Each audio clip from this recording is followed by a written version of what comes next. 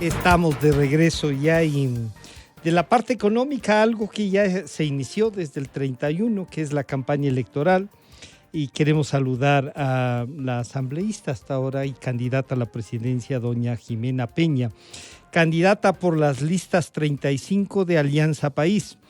Bienvenida, Jimena, buenos días, un gusto saludarle. Yo decía que es la única mujer candidata a la presidencia. Los binomios están también, digamos, equilibrando este tema de género. Entonces, comencemos por ahí. ¿Qué piensa usted de ser la única mujer candidata a la presidencia? Buenos días, un feliz año. Buenos días, Francisco, para usted también y toda su distinguida audiencia. Mis mejores deseos para el 2021. Y al ser la única mujer candidata a la presidencia, en efecto, tengo el honor y la gran responsabilidad de llevar la problemática de las mujeres al debate nacional. Sin embargo, la verdad me hubiese gustado que tuviéramos mayor participación de mujeres. Lastimosamente vemos que pese a que las mujeres hemos dado pasos importantes en nuestra participación política, la brecha de desigualdad todavía se mantiene fuerte. Así es que esperemos que ya finalmente en el 2025, cuando entren en vigencia en su totalidad ya las reformas al Código de la Democracia, podamos ver ya más mujeres candidatas a la presidencia y por supuesto ya binomios paritarios, así como un 50% de encabezamiento de listas por parte de mujeres en el país. Estaba observando y leyendo el plan de gobierno presentado por usted y me llama dos temas la atención fuertemente, diría. La uno que reivindica los 10 años del correísmo de Alianza País y de los logros que usted denomina. ¿Podría decirnos de qué añora de esos 10 años y qué va a profundizar, como dice más adelante en su plan de gobierno, de esos 10 años, Jimena?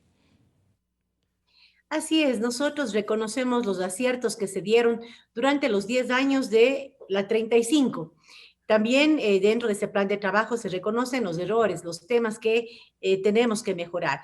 Entre lo positivo, por ejemplo, podemos destacar, Francisco, el hecho de que la salud haya tenido una importante inversión durante la última década, que haya mejorado infraestructura, que se haya podido fortalecer el acceso al derecho a la salud, a la seguridad social también, a la educación, Francisco. Creo que como nunca antes se evidenció un esfuerzo real por parte de un gobierno de invertir en la educación de nuestros jóvenes, de invertir en becas, de mejorar la calidad de las universidades, de exigir también calidad por parte de los maestros, por parte de los docentes en el Ecuador. Creo que esos son avances importantes que le permitieron al país mejorar su calidad educativa, mejorar también el acceso al derecho a la educación de todos los ecuatorianos y Pero ecuatorianas. eso chocaría con los índices que indican no solo en generar edificios nuevos, ¿no?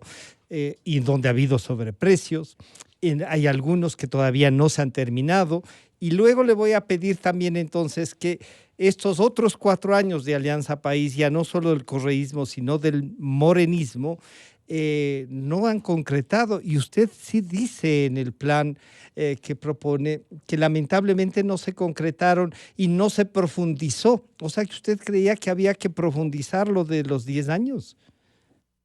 Claro, en realidad, por ejemplo, los mismos temas a los que me he referido, Francisco, mantener la inversión en la educación y la salud. Lo que hemos visto durante estos 3 últimos años más bien es una desinversión en estos dos derechos que son fundamentales, sobre todo para el ecuatoriano, Francisco, que no tiene el recurso para pagarse una pensión en una institución de educación privada o que no tiene recursos para pagarse una clínica privada.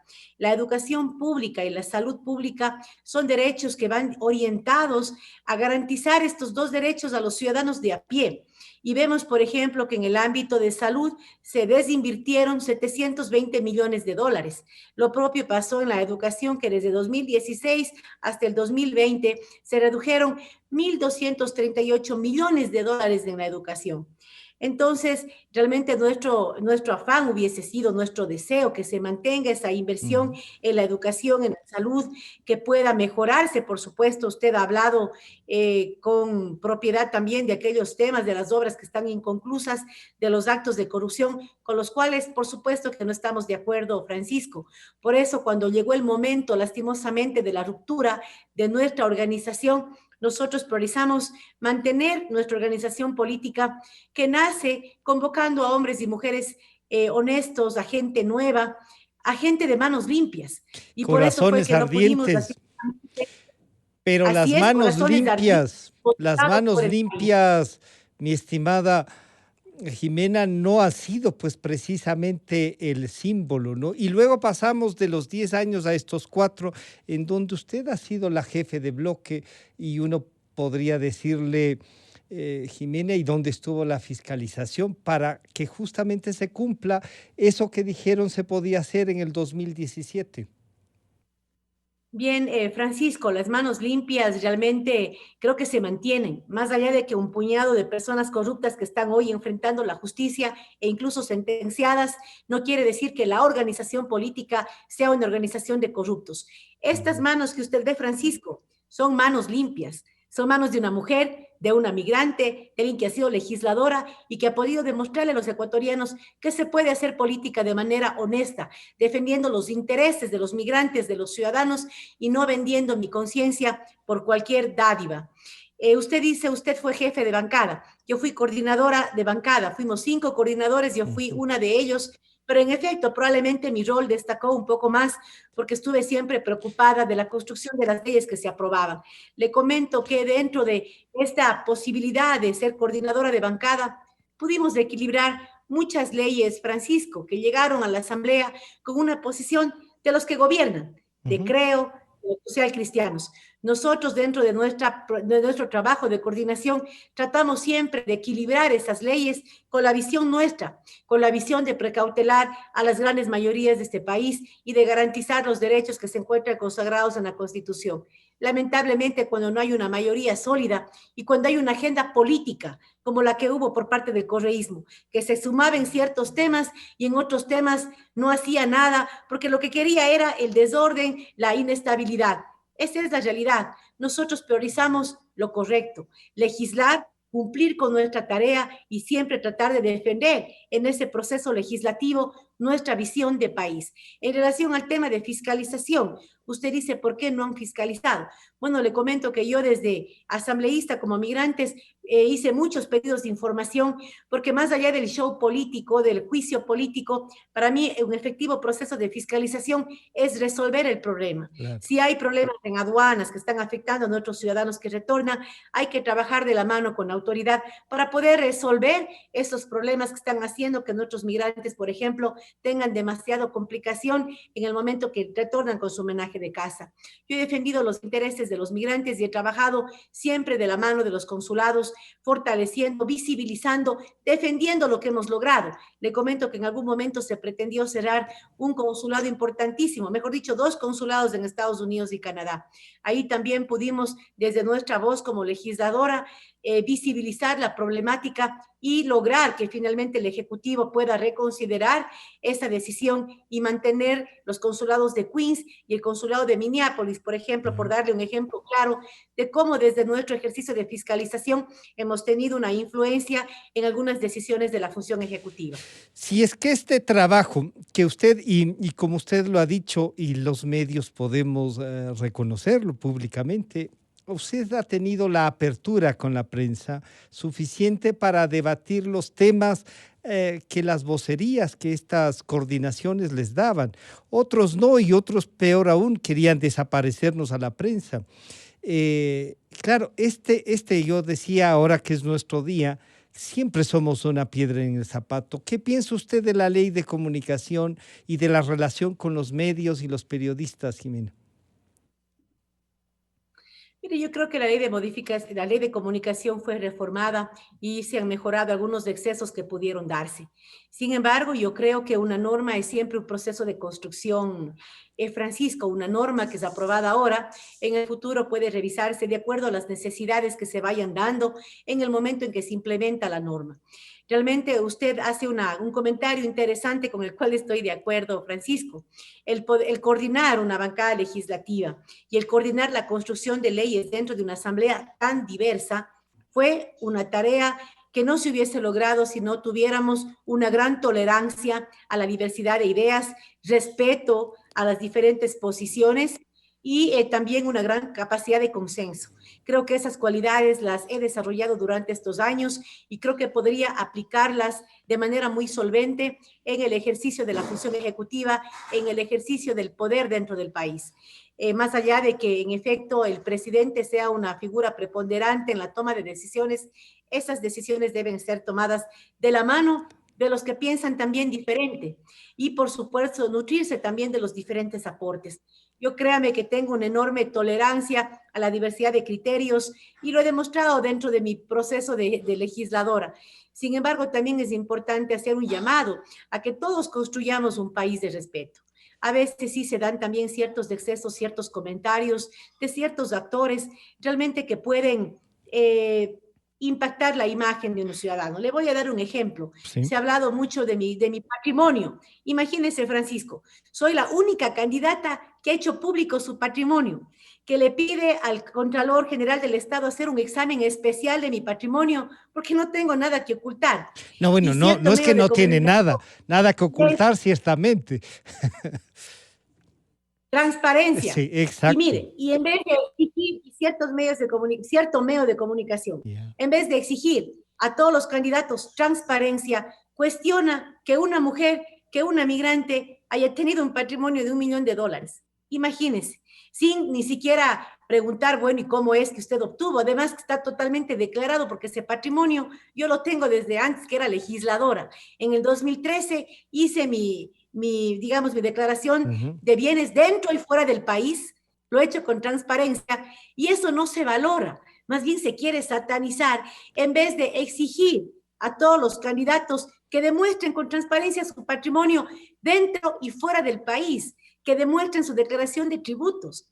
Lastimosamente, esos son los medios de comunicación que lastimosamente atentan contra la transparencia y que digamos, hacen que el ejercicio de esta tarea tan importante se vea empañada. Por Pero eso, no le la invito parece más bien importante a que todos. si usted Sí. declara que tiene $1.000.000, el medio de comunicación que conoce de eso publique. Usted ha sido capaz de declarar que tiene $1.000.000, que ahí están sus cuentas. ¿No le parece que en vez de criticar más bien le propone como un ejemplo de transparencia? Es que no, es que el comentario no va en ese sentido, Ya. Francisco. Ojalá hubiese ido en ese sentido. Una candidata mujer hace público su patrimonio, demuestre el origen lícito de ese patrimonio. Eso hubiese sido lo ideal. Pero no, se quiere satanizar y se quiere decir que mi patrimonio es resultado de la corrupción, cuando en realidad, Francisco, yo de migrante, trabajé 18 años duramente, desde un trabajo de una factoría, trabajaba mientras he estudiado toda la vida, he ahorrado, he invertido y lastimosamente, vea, se quiere satanizar Uh-huh. aquello. Yo regresé al Ecuador luego de 18 años de haber vivido en el exterior, Francisco, y lo que siempre digo a los ciudadanos, los migrantes no volvemos al Ecuador a robar, al contrario, los migrantes venimos con nuestros ahorros y venimos a recuperar lo querido, la familia, la gente, la comida, nuestra cultura. Eso venimos a Y recuperar. entonces Por eso, como migrante, aquí, quiero aquí entre nos, cuéntenos cómo se hace $1.000.000, sería entonces la repregunta, si es que querían hacerlo, ¿no es cierto? claro, y le comento, vea, es una Ya, propiedad de rentas que compré cuando tenía 27 años. ya, Y allá uno se compra con hipoteca, no es que uno compra en efectivo, uno se hipoteca. Le sí. comento, fue una Funciona, inversión de 40 funciona. mil dólares a 30 años y que ese bien, cuando yo lo compré en el 2003, cuando tenía 27 años, valía como $490.000. Es decir, yo tuve, es verdad, la valentía de endeudarme a Ujú. los 27 años en $400.000 para pagar en 30 años. Y ahora, cuando han pasado ya prácticamente 17 años, esa propiedad vale como 1.300.000. Pero es una propiedad que se sigue pagando, hay una hipoteca de por medio, aquí también tengo un bien que estoy pagando, es decir, eso no se quiere decir. Pero Ya. yo quiero No, más bien a los pero ciudadanos, ahí está, y esta es una, a todos los demás también. Oiga, y A esto que habría devele el sido patrimonio del oportuno, poder ahí.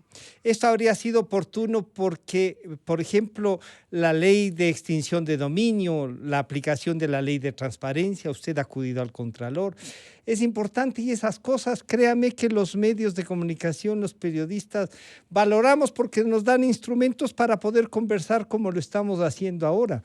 Pero usted plantea entre sus objetivos en el plan de gobierno la lucha contra la pobreza, lograr la redistribución justa de la riqueza, proteger y generar el empleo. Usted que ha logrado ese patrimonio con trabajo, sabe que eso se lo lucha, que no es de reparto de un gobierno. ¿Cómo logra eliminar la pobreza, redistribuir la riqueza, si lo que puede es profundizar lo que hicieron en los 14 años de Alianza País, y eso puede traer problemas a la propia dolarización que los ecuatorianos respaldan con más del 90%, Jimena? Bueno, en primer lugar, Francisco, quiero dejar totalmente claro que nuestro gobierno va a proteger la dolarización. Obviamente nos hubiese gustado tener una moneda propia, pero la dolarización es una realidad que además en estos momentos da estabilidad a nuestra economía. Así es que desde nuestra gestión, más bien lo que queremos hacer es fortalecer la dolarización. Por eso, por ejemplo, estamos en contra de la eliminación del impuesto a la salida de divisas, Yeah. porque ese impuesto no solo que le permite al Ecuador recaudar en época de vacas flacas más de 1.000 millones de, perdón, 1.000 millones de dólares en recaudación, además nos ayuda a mantener una liquidez adecuada de recursos de dólares dentro de nuestra economía. Por ejemplo, esa es una demostración clara de que desde nuestra gestión queremos proteger y fortalecer la dolarización. Pero y Le aquello comento. de que esto elimina la posibilidad de que vengan otros capitales, ¿no le preocupa? Mire, yo creo que los capitales deben de venir y ya hemos tenido algunas reformas legales que dan cierto tratamiento especial a los capitales nuevos que llegan al Ecuador. Es decir, hay ya una exención de los impuestos, por ejemplo, para pagos de créditos que se realizan en el exterior. Durante los últimos años en el Ecuador, Francisco, le comento, el Estado ha dejado de percibir cerca de 4.500 millones de dólares en exenciones tributarias para comprometer al sector privado a la generación de empleo.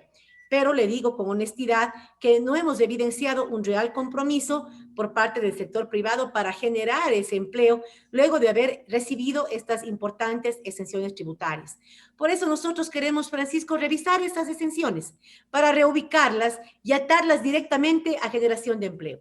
Iniciativas como el copago de nómina, por ejemplo, donde estamos comprometiéndonos a financiar una parte del salario para las plazas nuevas de trabajo que se abran dentro de las empresas pequeñas y medianas para mujeres, para jóvenes y para adultos mayores de 50 años. Reubicar estos 4.500 millones de dólares a iniciativas como el copago de nómina, donde pagamos incluso un porcentaje de la plaza nueva de trabajo que se abra dentro de las empresas pequeñas y medianas.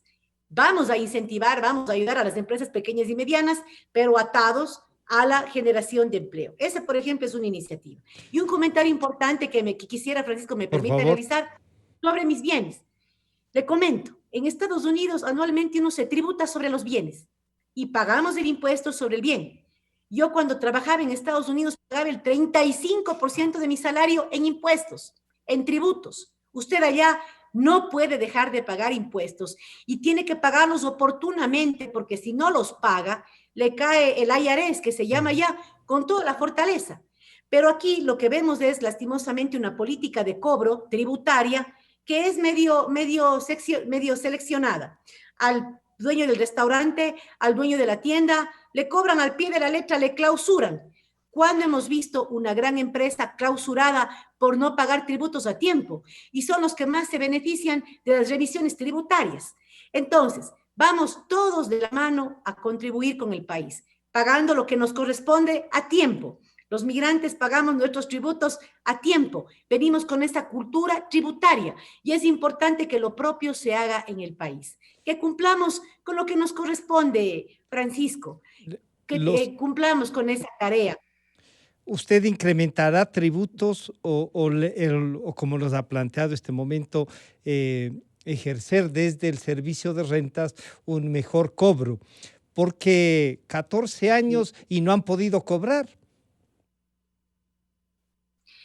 Así es, y yo creo que es uno de los errores que tenemos que corregir. Creo que, insisto, ha habido una política de cobranza dentro del servicio de rentas internas que es muy seleccionada. Creo que es algo de lo que tenemos que cumplir, aunque no podemos desconocer también que se hizo un esfuerzo para instaurar en el país una cultura tributaria. Hay que fortalecer ese esfuerzo, mejorar los procesos administrativos dentro del servicio de rentas internas, también revisar el tema legal. Parece que aquí no pagar tributos no pasa nada. En otros países como Estados Unidos, usted no paga tributo, le embargan todo de manera Claro. rapidísima. Aquí realmente cuando quisimos fortalecer dentro de una ley las políticas de cobro, saltó todo el sector privado.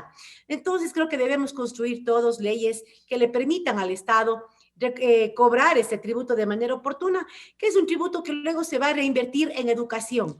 Porque si tenemos un país que no educa a sus niños, a sus jóvenes, vamos a tener un país no de desarrollo. Y creo que el sector privado también se puede beneficiar de una población educada, preparada, sana. La inversión en salud es fundamental. Creo que si tenemos menos pobres en el país, todos vamos a beneficiarnos de aquello. Una persona que tiene mayor capacidad adquisitiva puede comprar más, puede demandar más los productos que ¿Usted, sigue produciendo el sector usted privado. plantearía entonces Tenemos una que reforma al Código realizar. Laboral?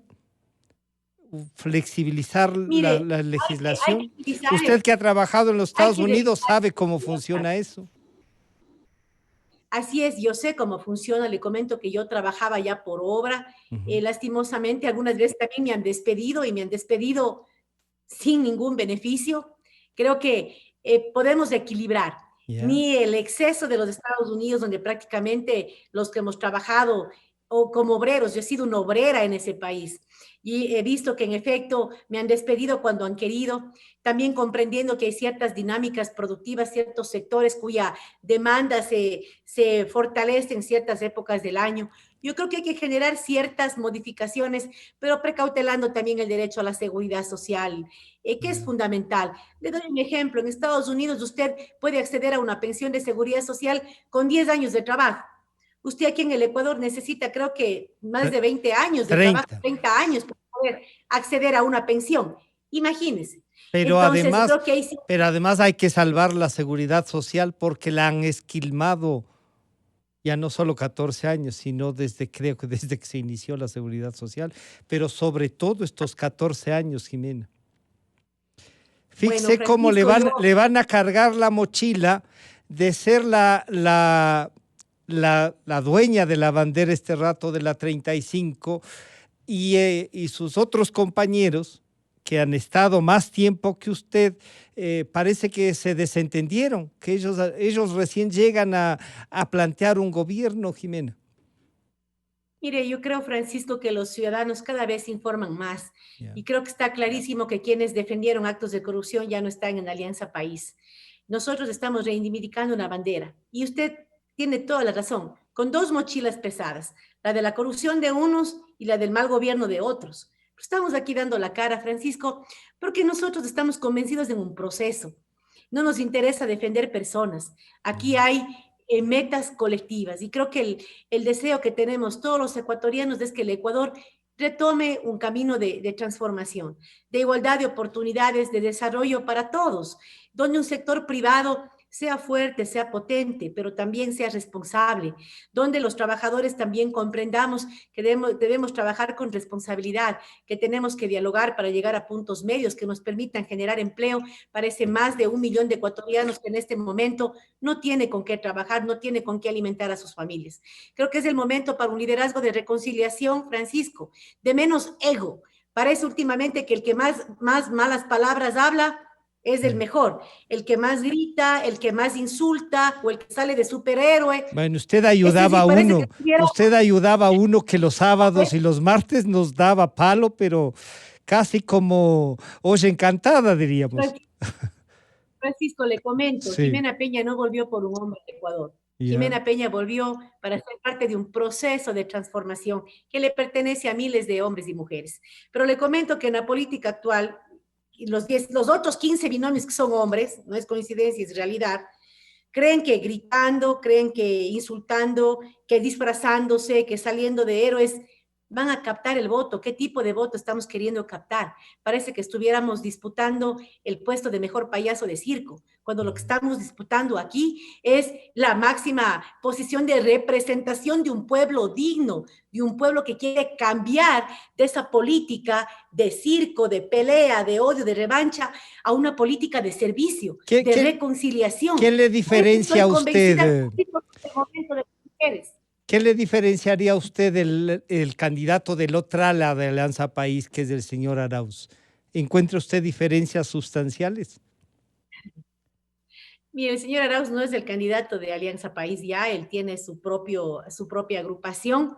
Yo creo que indudablemente tenemos coincidencias ¿Sí? porque nuestro proyecto es un proyecto progresista, pero nuestra prioridad no va a ser pelearnos con nadie ni vengarnos de nadie. Nuestra prioridad no va a ser meter la mano a la justicia para hacer que ciertas personas salgan de prisión. Nuestra prioridad va a ser generar empleo. Nuestra prioridad va a ser construir un país donde los derechos de las mujeres, la vida de las mujeres se respete. 112 mujeres asesinadas en el 2020, una tasa de violencia intrafamiliar que da vergüenza. Nosotros queremos construir un país que respete el derecho a la vida de las mujeres. Esa va a ser nuestra prioridad. El empleo de los ecuatorianos va a ser una prioridad, la salud de los ecuatorianos. Esas son las prioridades que cualquier mujer digamos, con las que cualquier mujer gobernara este país, porque somos sensibles, somos fuertes y firmes, pero también tenemos la sensibilidad de saber cuál es la prioridad en este país, así como lo hacemos cuando elegimos prioridades dentro de la administración de nuestros hogares, por ejemplo. Se quedan pendientes otros de los objetivos planteados en su plan de gobierno, Jimena, y vamos a seguirlo tratando. Esperamos volver a conversar.